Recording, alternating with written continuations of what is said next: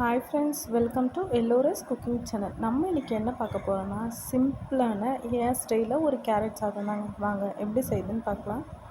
வானிலையை அடுப்பில் வச்சுட்டு தேவையான அளவு எண்ணெய், கடுகு, உளுத்தம் பருப்பு, கடலைப்பருப்பு இது எல்லாத்தையும் அது கூட சேர்த்து அது பொரிஞ்சதும் கூடவே ஒரு 1/4 ஸ்பூன் சீரகம், ஒரு 2 பிஞ்சு சோம்பு சேர்த்துக்கோங்க. சோம்பு கேரட் சாதத்துக்கு ஒரு நல்ல ஃப்ளேவர் கொடுக்கும். ட்ரை பண்ணி பாருங்கள். இப்போது குட்டி குட்டியாக கட் பண்ணி வச்சுருக்க ஒரு வெங்காயத்தை அது கூட சேர்த்து வெங்காயம் நல்லா பொன்னிறமாக ஆகிற அளவுக்கு நல்லா ஃப்ரை பண்ணிக்கோங்க. இப்போது ஒரு 3 காஞ்ச மிளகா அது கூட சேர்த்துக்கோங்க.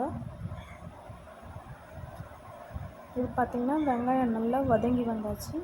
இந்த டைமில் துருவி வச்சுருக்கிற பூண்டு, இஞ்சி ரெண்டுத்தையும் அது கூட சேர்த்து நல்லா பரட்டி விட்டுக்கோங்க.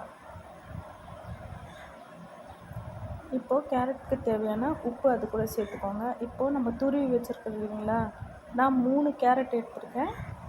3 கேரட்டையும் சேர்த்து அது கூட நல்லா கிளறி விட்டுக்கோங்க. இப்போது 5 நிமிஷம் தாங்க.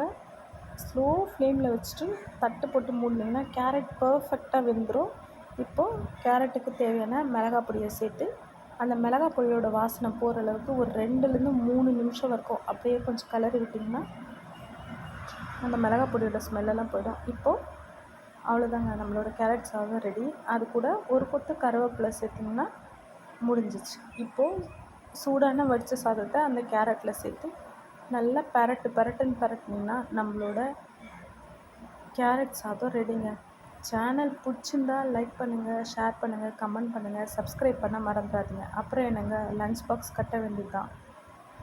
கேரட் சாதத்துக்கு நான் கோவக்காய் பொரியல் வச்சுருக்கேன். தேங்க்யூ.